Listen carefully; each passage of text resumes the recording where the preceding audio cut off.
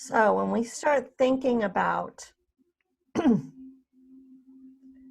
actual quantum actions of PTSD or trauma, right? We go down to the hows and the whys and why some of us don't just get over it, right? And I really do believe that the people that don't get over it are us that came in here almost fully realized, right?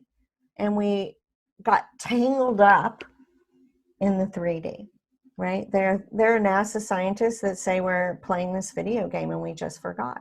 So that being said, we have to start stepping back and going, how am I playing this game, right? Meaning, how am I using my choices? How am I being received? And what can I do to shift that, right? Among us, like shifting out of the PTSD. So as we go through and you guys hang out with me, these are some of the words and like how I think about them, right? So astral travel is an intentional out-of-body experience, right? In the spiritual world, that's what they call it. Like I can either astral travel to the next room, or I can astral travel to a different space. The government uses us, you know, that can do that easily as like remote viewers, where they can go in and really scope out situations, right? So think of a kid who has that innate ability, right? They're scoping out the next room all the time, right? To survive, we're using that all the time. We're constantly looking and energetically assessing what's coming forward, right? Now, quantum jumping is slightly different in that it is a complete transition, like an instant transition from one space to another, right? Right? Or one energetic level to another. So when we jump back and we actually get into that loop of time, right? We go back as an adult. We're not being sucked back into the memory, right? We're not being, we're not playing in imagination, right? And those that you have done it, like, you understand what I'm saying, right? It is an experience that you can touch, you can feel, you can interact, right? Now, a flashback is an involuntary quantum jump, right? So this person is instantly back. Now, they get sucked into the emotion, and most often when we have a flashback, we get sucked into the child or the part of us that was trapped there. Now, the cool thing is that disassociation, which is like the separation of something from something else, right, has to occur to be able to accomplish any of that. So is this idea of not being in our body,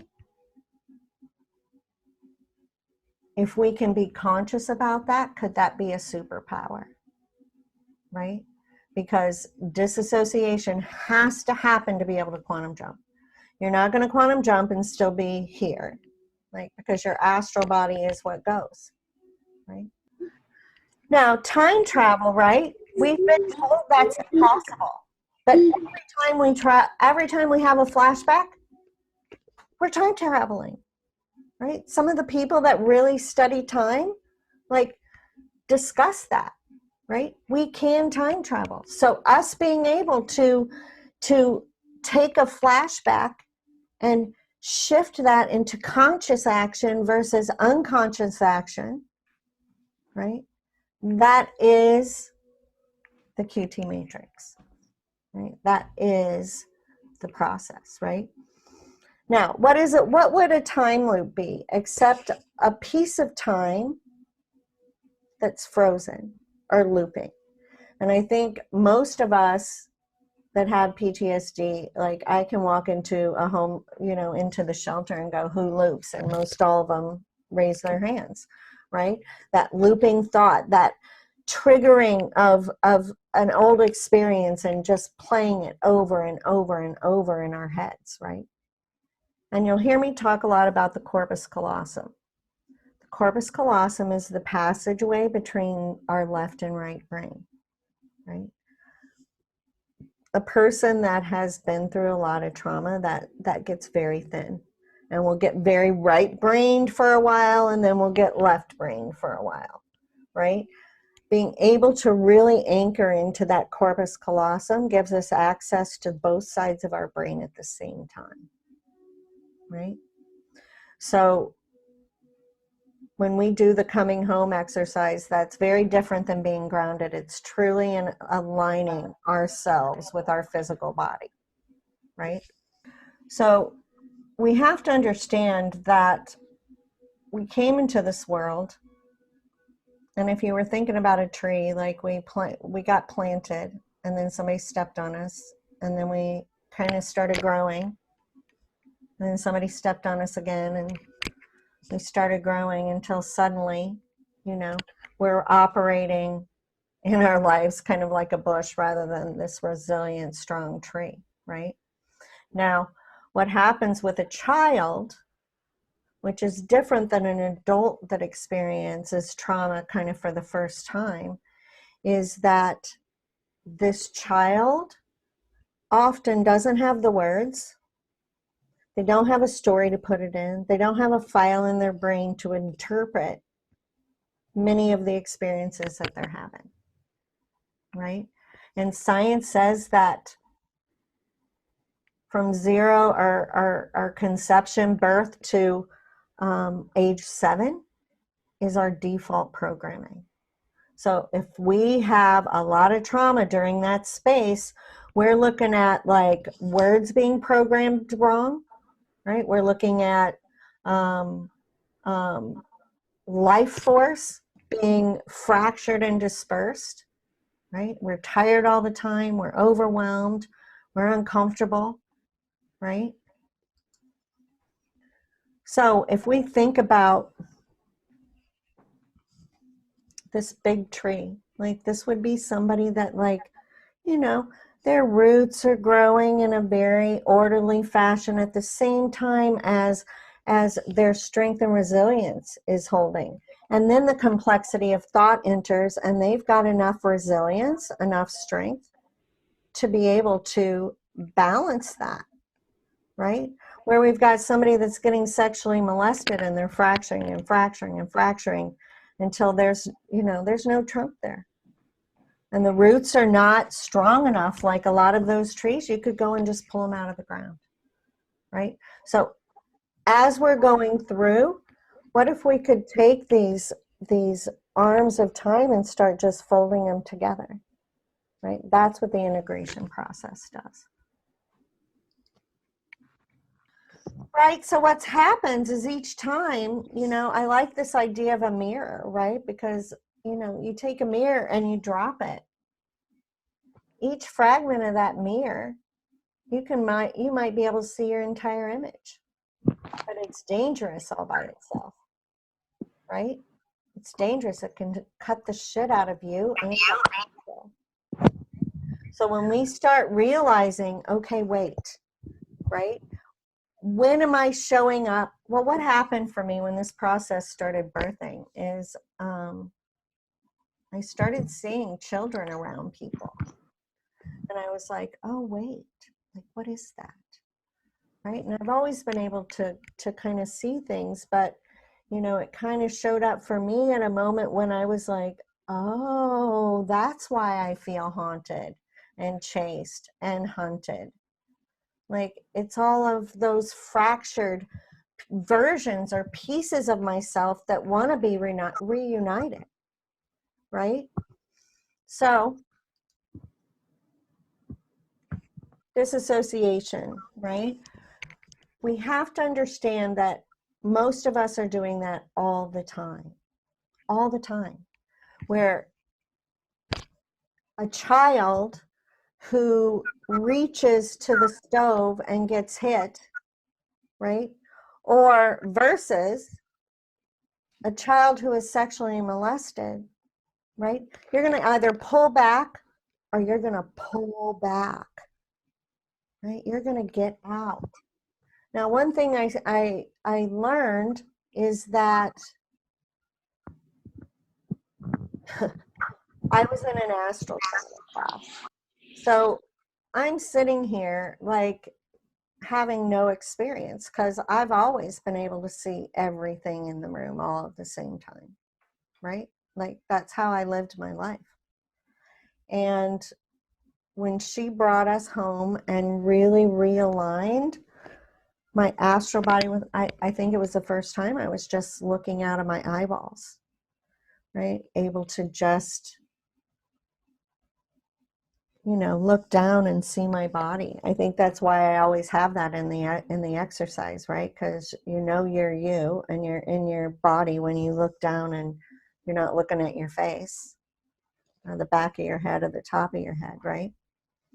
And you can't create PTSD without disassociating, right? Because something is happening that is awful enough that you decided to get the heck out, right? Now, what really triggered for me is I had the psychiatrist one time look at me and say, dude, like, I don't know how to help you any further. And I'm like, what do you mean? What are you saying to me right now? You know? And he was like, all I can say to you is you're not in there and I don't know how to help you get in there. He goes, you have all the right facial expressions, you behave normally, but you're not in there. So truly, in his own way, he was saying, I can't feel you. I can't feel you. Like you're not in there, right?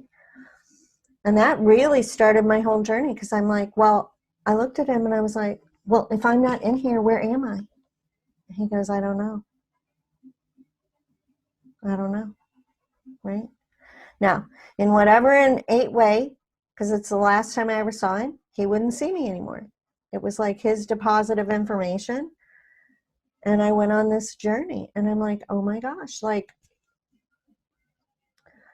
in the medical world, it doesn't even really talk about what happens to us or what we're doing or where we go when we disassociate, right?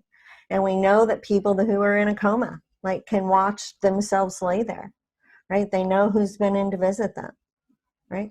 And they all talk about it, watching it from above. As a kid, I just watched life from above, right?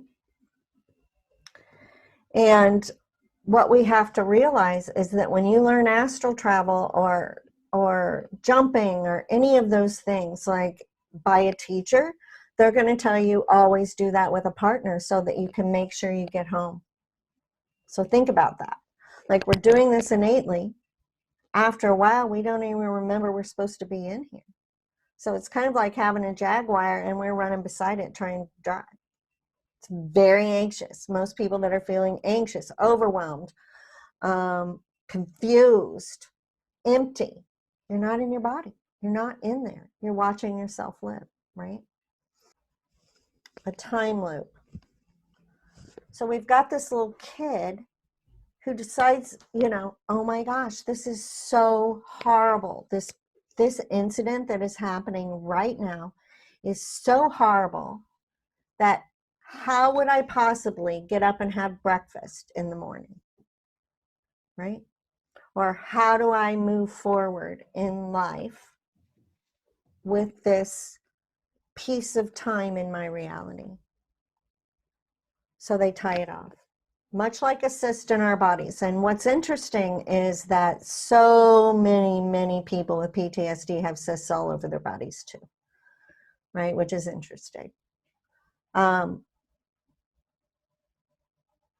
So this loop of time at that moment was necessary because a child living in a home where there's persistent, complex trauma every day or often, right? How do they get up and have breakfast with these people, right? It's not possible without them cracking open or deciding to put that away, you know? The thing is we didn't necessarily remember it was just for now, right? Now, as a kid, I mean, I know I came here to do this because I was such an aware little kid with around the craziness that was happening with how I was dealing with things. But I can remember going to my room after this violent beating and just sitting there thinking, I need to hang on to this thought, because how can you tell anybody if you don't know what happened, right? And I would sit there and try, much like when you wake up from a dream and you're trying to hold that image in your mind and you can almost feel a pop, like, and it's gone. That's what would happen to me. And as I got more and more healthy, the more I realized, I was always angry about people not helping me. And I realized that people ask me often what was going on for me. But how do you tell if you don't remember? You just know that something bad is happening, right? But you don't remember what. You don't have enough details. My grandmother raised 52 foster kids, horribly abused people. And I would watch them go to court. And I'm like, they don't have the words to withstand what it takes to be heard as a child in an abusive situation without the details, right? Does that make sense? So we decide that it's not important and we just keep going like this. Now, what ends up happening is that we do that often, all the time, right? And we tend to have that be our coping skill till we get to adulthood and we're very tangled up, right? We're very tangled up and often very haunted because we need to know, because we're seeing these programs running out in front of us, right? We're seeing these cycles of life running in front of us and feeling helpless in shifting that, right?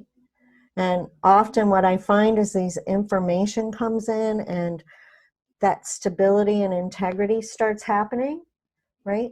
The outward life has the ability to shift, right? Now, I am saying, I have watched people like from homeless to homes, from jobless to jobs, from jobs to better jobs, to, you know what I mean? As life started moving forward rather than constantly being thrown back to these loops, because it's like they're magnets, right? It's like they're magnets.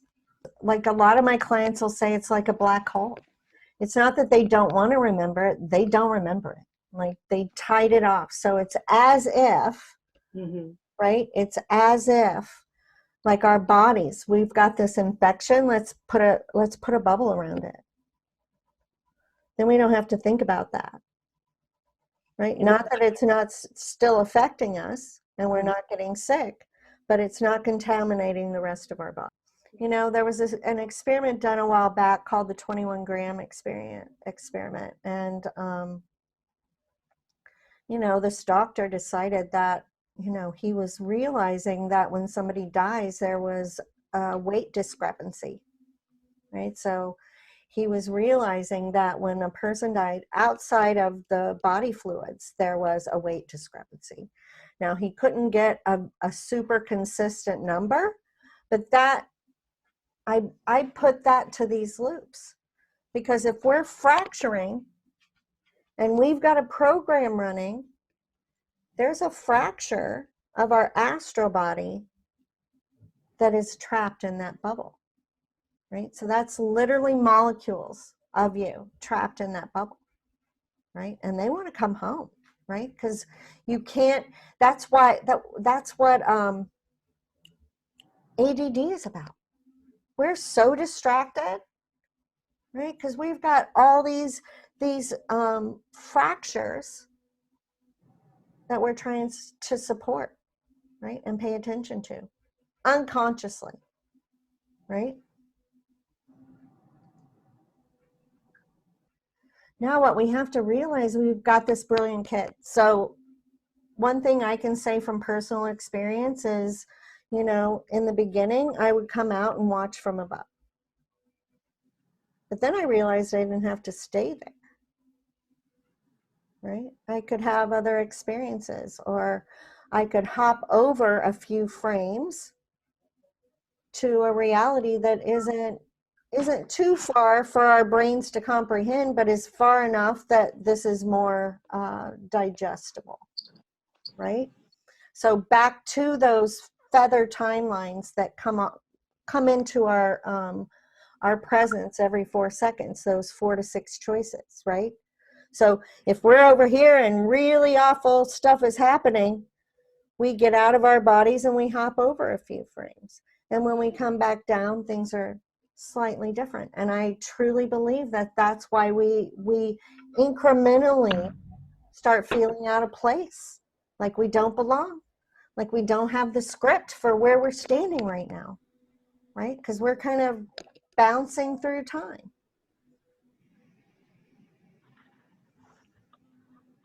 You know, and that's the piece. You know, single event trauma, adult trauma, they do that once or twice. That's something that your system can resolve on its own, right? As a kid, we're doing it over and over and over again until, right, I really had no memory of my past, right? It was like complete amnesia. So I'm walking around like a child, literally, right? And a lot of bad things happened because I was walking around like a child, right? And a lot of people like that are having these experiences feel absolutely crazy, and we don't talk about them, right? But in reality, when we start talking, people go, oh yeah, oh yeah, oh yeah, I do that, oh yeah, right? So we have to realize that that is our superpowers, right? That is our superpowers. And on top of all that, we try to live, right? And it's a very lifeless life, right? Because you hardly have any life force left here, right? It becomes a very lifeless life, right? And it takes a lot of energy to be around people. Most of us prefer to be alone, right? Because you're doing all you can do to keep this operating. It would be like, PTSD is like if you had this Jaguar and you took it all apart and you put it back together, but there are about 20 parts laying on the sidewalk. And you're like, huh, like I wonder where those went, right? And the car's working, just not very well, right? Just not very well.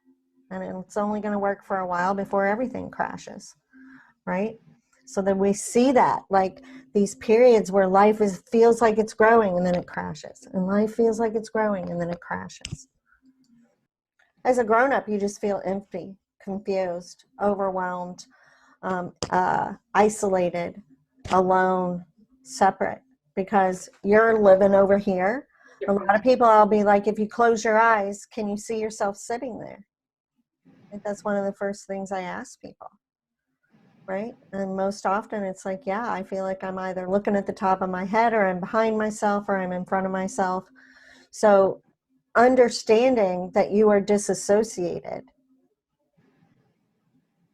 first step. Does that make sense? You truly feel crazy, right? Because, you know, you're always feeling like you're out of sync with your environment. Yeah. Right? And in reality, you really are. Right? So that's the most amazing thing about the Matrix is it's bringing you to that artery existence versus all the feather veins that are going out this way in the roots of that tree. So this 21-gram experiment, right? Like, so if a person, if they say, and to me, like the fact that there was weight there means there was molecules there. That means our astral body actually has molecules, right?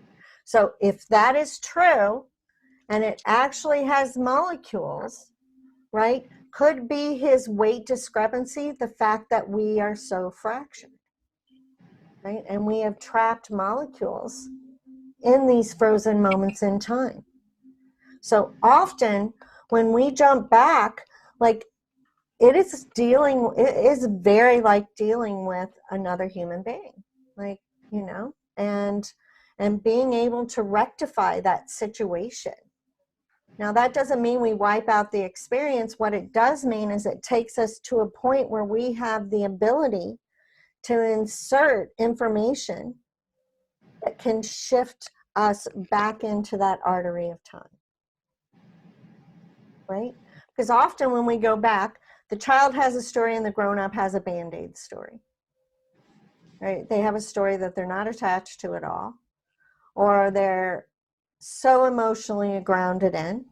And often this story is completely different, right? And that's the rub, right? The information is not jiving in your system, right? So when we can go back and see what is real and true, true often has very little emotion, right? When we're standing in truth, the emotion comes when we start creating a story about whatever that piece of truth was.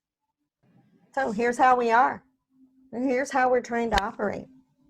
Right? When we're triggered, we're sucked into that moment of time, right? And most of the time we were fighting or we were getting beaten up, right? But most of the time we're fighting, right? And we get sucked back to that. And the thing is in that loop of time, there's only one program running. And it's fearful, and it's a need to fight, a need to survive, a need to get out, right? Yeah. And every thought is around how I'm going to survive, right? Even coming to dinner, right? You know, because dinner is a shitty ass place for a kid who's enduring child abuse, right? You're in arm's distance of everyone that can harm you, right? Yep. So when we're triggered, now that's why you can watch and you're like, you know, that's a piece that I start laying in is like, how old do you feel right now? Right? Because when you can hone in on that child that was going, right? And we can go in and support her, you get your fight back. You get your life force back, right? Very quickly, people like something I hear over and over again is, I feel fuller. I feel bigger. I feel,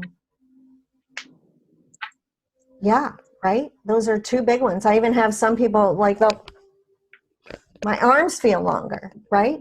Because we're growing up. Those little versions never got to grow up, right? So as their information integrates in and their molecules integrate in, right? Beautiful thing, what comes back is our play. Right? 'Cause we totally forgot to play, and by the time we got to be, and we forgot how powerful we were, and we truly realized that, you know, as we got into adulthood, that, you know, we just chose that we were crazy, right? But when you think about the brilliance of what these kids are doing and how much they're knowing and how much information they're interacting with, and we can get back to that wonderment of childhood, we're back to superheroes. Now, the astral body is the protector of our soul, right? It is the house of our soul. It is the energy that surrounds it, right? It is our life force, right? So when we're not in, our body is going to feel tired. It is going to feel empty. It is going to feel like the world is happening to us. Like I can't even pound that home more, right? Now there's an exercise on my YouTube where you can have that at your fingertips and start practicing with it. Because here's the thing, you've spent most of your life out, right? You know how to do that already. Now it's time to learn to be here. because our body is our computer.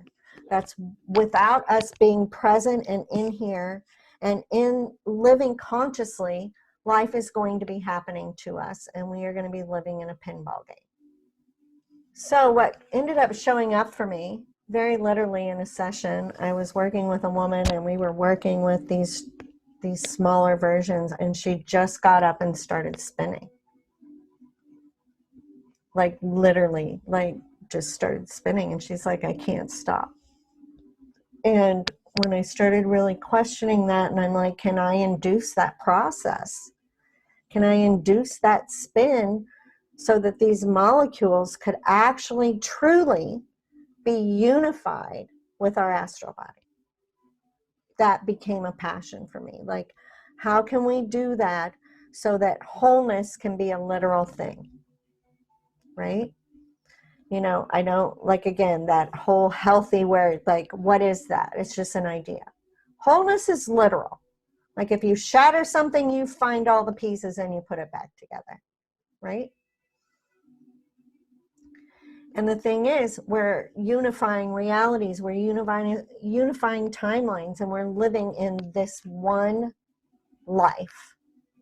So life isn't operating like a soaker hose where all of our energy is going out, right? We're like a fire hose. Where we put our attention, energy is going to shift and change, right? We're in a state of growth, right? When we're turning around backwards, all of our energy is going into the decay, right? There's growth and there's decay. That's it. I don't really believe in bad or evil or any of that. I think there's choices in this game that either support decay or growth. And we get to choose that, right? Once we're clean. Now, when I came nose to nose with Deepak Chopra, I'm like, you know, what is it that is going to give me a real opportunity to do that? And I knew it had to be natural, right? It wasn't going to be a thought or an idea. I've studied every religious tradition, right? Like, you know, it's not going to be a thought. It's going to be an action. And what was that action, right? And this vortex is huge. So I want to empower all of you to understand that you created it so you can uncreate it. It's like little spells you cast that you can go in and break them and put yourself back together and learn to live differently. And that's really what I want to support you in as we move forward.